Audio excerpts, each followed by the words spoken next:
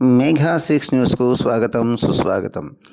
Andhra Pradesh 108 contract employees రాష్ట్ర committee ఆధ్వర్యంలో ఉత్తరాంధ్ర 108 ఉద్యోగుల జోనల్ మీటింగ్ 14/2/2025 శనివారం విశాఖపట్నంలో అల్లూరి సీతారామరాజు ఆడిటోరియంలో నిర్వహించారు.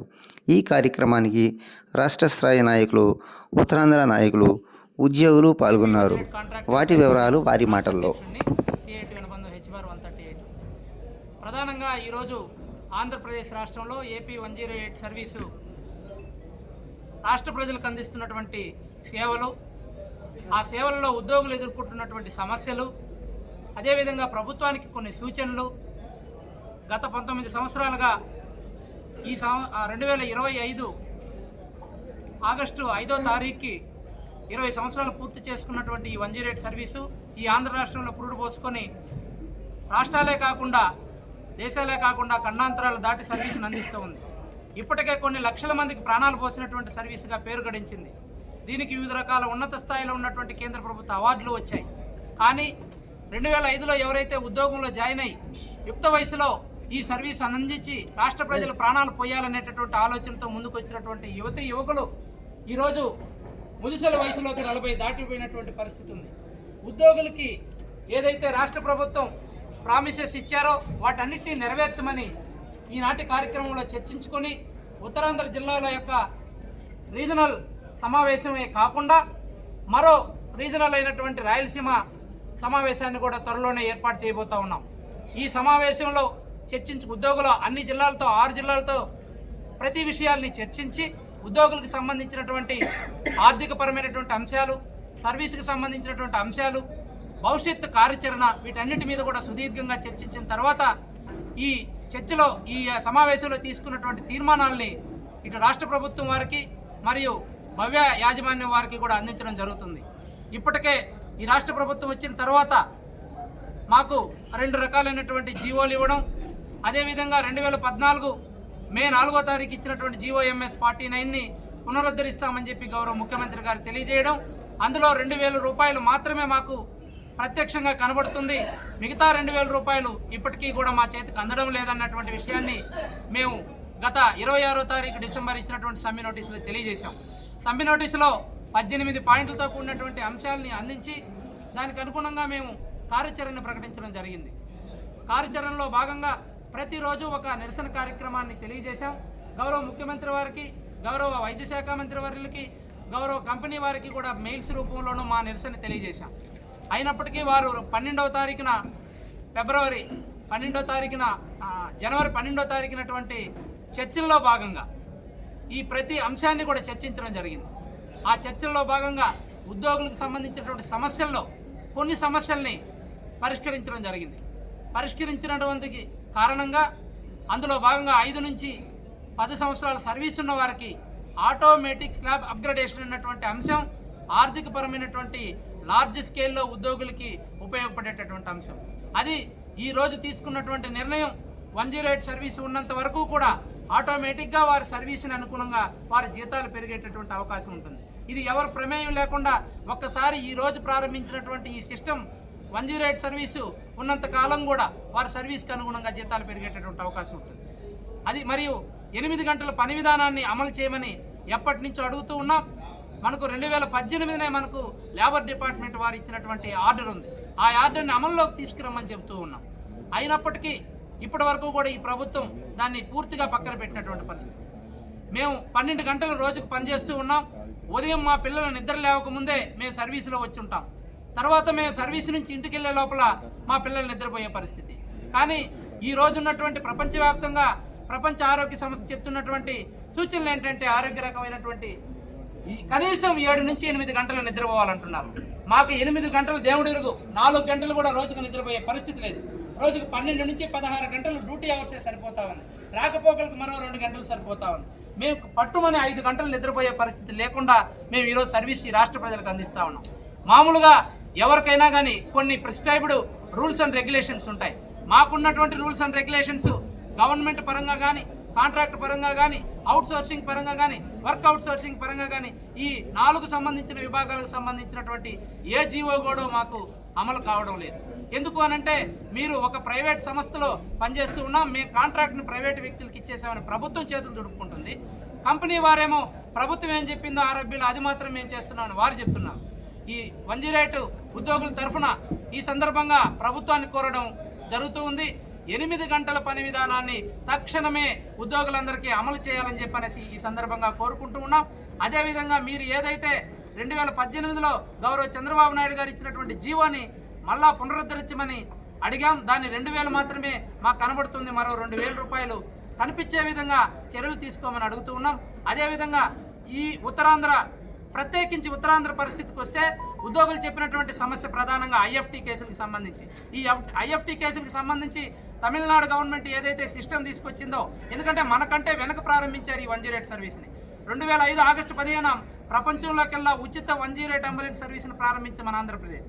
దీనికి అనుగుణంగా మనకు ఐఎఫ్టీ కేసుకు సంబంధించి ఏదైతే ప్రణాళిక తమిళనాడు గవర్నమెంట్ అవలంబిస్తుందో సేమ్ దాన్ని కానీ మనం ఇక్కడ అవలంబించినట్లయితే మనకు నిజమైన ఎమర్జెన్సీస్ జారిపోకుండా మండలానికి ఒక అంబులెన్స్ యొక్క ప్రాతిపదికన ఉన్నటువంటి సర్వీస్ని ఐఎఫ్టీలకి సపరేట్గా వెహికల్స్ పెట్టినట్లయితే వారు కానీ వీరు కానీ ఇద్దరికి కూడా న్యాయం చేసిన వాళ్ళు అవుతారు. ఎందుకంటే క్షతగాత్రులు చిన్న స్థాయి హాస్పిటల్ నుంచి పెద్ద స్థాయి హాస్పిటల్కి వెళ్ళేటటువంటి వారు ఉంటారు.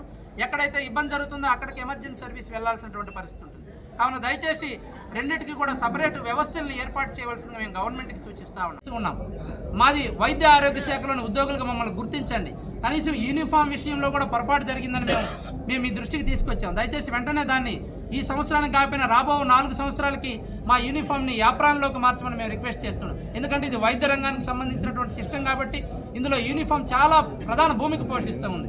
ఎందుకంటే ఒక క్షతగాత్రుని దగ్గరికి వెళ్ళినప్పుడు మా యూనిఫామ్ చూసి ఒక ఆసుపత్రి సిబ్బంది వారు వచ్చారు, మా యొక్క బాధలను తీర్చేటటువంటి ఈ యొక్క క్షతగాత్రుల యొక్క అత్యవసర ప్రమాదకర పరిస్థితిని తప్పించేటటువంటి ఒక మెంటల్గా వారు సైకలాజికల్గా సపోర్ట్ ఉండేటటువంటి అవకాశం ఉంది. కావున దయచేసి తప్పనిసరిగా ఈ సమస్యలన్నింటినీ పరిష్కరించి నిన్నే ఒక కార్యక్రమానికి రాష్ట్ర కమిటీ పిలుపునిచ్చాం. Thank you CM sir, thank you Bhavya company అని. కారణం ఏంటంటే మీరు 18 పాయింట్లలో మెజారిటీ పాయింట్లను మీరు నెరవేర్చగలిగారు.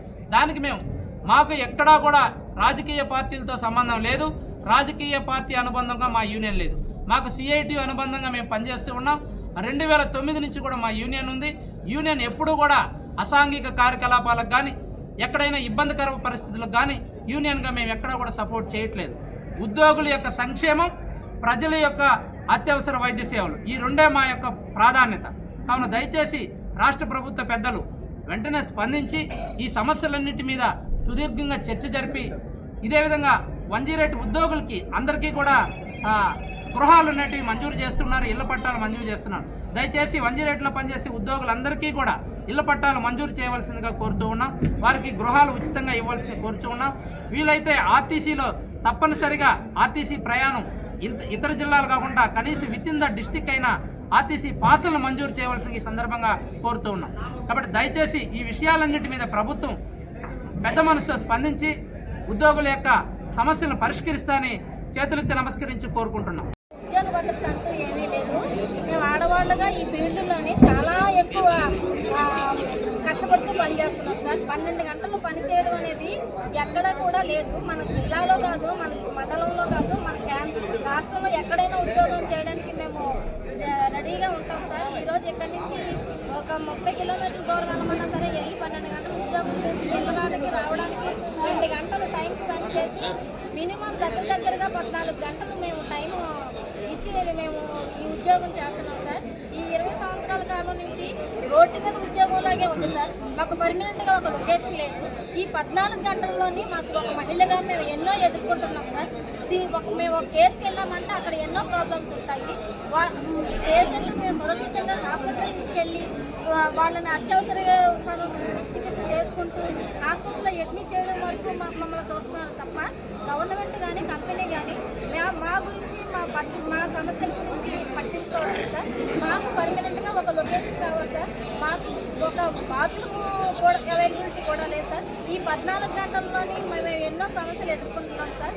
తర్వాత మాకు ఒక 10 సంవత్సరాలు దాటినంత వరకు స్లాబ్ అప్లికేషన్ చేశారు. కానీ ఇప్పుడు నాకు 20 సంవత్సరాలు పూర్తి అవుతుంది సార్ ఉద్యోగంలో జాయిన్ అయ్యి. మాకు ఏదైతే జీతం 10 సంవత్సరాల తర్వాత అప్డేట్ అయ్యిందో అదే జీతాన్ని మరి ఇప్పటి వరకు మాకు 20 సంవత్సరాల వరకు కాదు ఇంకెప్పుడు చేసినా అదే జీతం అంటున్నారు సార్. మాకు 15 సంవత్సరాలు 20 సంవత్సరాలు స్లాబ్ అప్గ్రేడేషన్ చేయాలి సార్. తర్వాత 8 గంటల పని విధానాన్ని మాకు కల్పించాలి.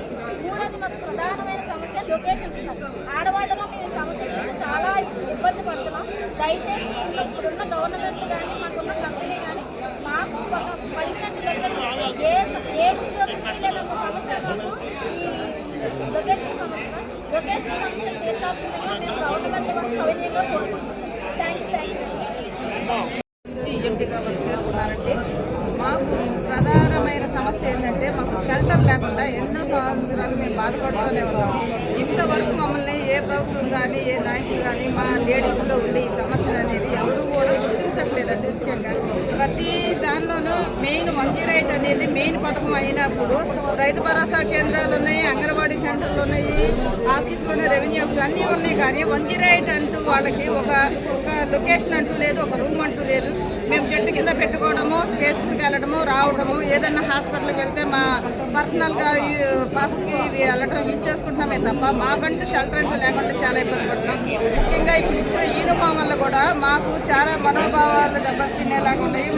అవి ఏంటంటే యూనిఫామ్ అనేది ఒక వైద్య రంగానికి సంబంధించి తెల్ల యాప్రాన్ ఇస్తే అది ఒక డిగ్నిటీగా ఉంటుంది, బాగుంటుంది. కానీ ఇప్పుడు ఇచ్చిన యూనిఫామ్ అనేది మమ్మల్ని అగౌరవపరిచేలాగా ఉంది కాబట్టి అది కూడా మార్చాలని మేము కోరుకుంటున్నాము. వీటన్నిటికన్నా ముఖ్యంగా ఐఎఫ్టీ కేసుకు వచ్చినప్పుడు మినిమము 10 గంటలు అవుతుంది ఒక కేసుకి వెళ్తున్నప్పుడు. అంత ట్రాన్స్పోర్ట్లో మేము ఎంత ఇబ్బంది పడుతున్నాం అనేది ఒకసారి ప్రభుత్వం గుర్తుంచుకోవాలండి. మాకు లేడీస్ పరంగా కొన్ని ప్రాబ్లమ్స్ ఉంటాయి, లేడీస్ అనేది అందరికీ ఉంటాయి, ఇవన్నీ నెలలో కొన్ని రోజులు ఉంటాయి. అంత టైంలో కూడా మేము ఎంతో డెడికేషన్గా ప్రజలకి పేషెంట్లకి సేవ చేయాలనే దృక్పథం చేస్తున్నాం. కానీ మేము ఎంత బాధపడుతున్నాం అనేది ఎవరు కూడా గుర్తించట్లేదు. దయచేసి మాకు ఐఎఫ్టీ కేసుల విషయం కూడా తగ్గించండి. మమ్మల్ని ఒక షెల్టర్లు ఇచ్చి ఒక ఈఎంటీలుగా ఒక లేడీస్గా మమ్మల్ని గుర్తిస్తారని అందరి ముందు కోరుకుంటున్నామండి. ముఖ్యంగా ప్రభుత్వానికి మాకంటూ ఏదన్నా మాకు మా పిల్లలకి ఏదన్నా భరోసా ఇస్తారేమోనని, మా ఉద్యోగాలు అయిపోయిన తర్వాత ఈ రిటైర్మెంట్ అయిపోయిన తర్వాత మాకు ఈ ఉద్యోగంలో ఎలాంటి భద్రత అనేది లేకుండా పోయిందంటే అలాంటి భద్రత మాకు కల్పిస్తారని చెప్పి కోరుకుంటున్నానండి.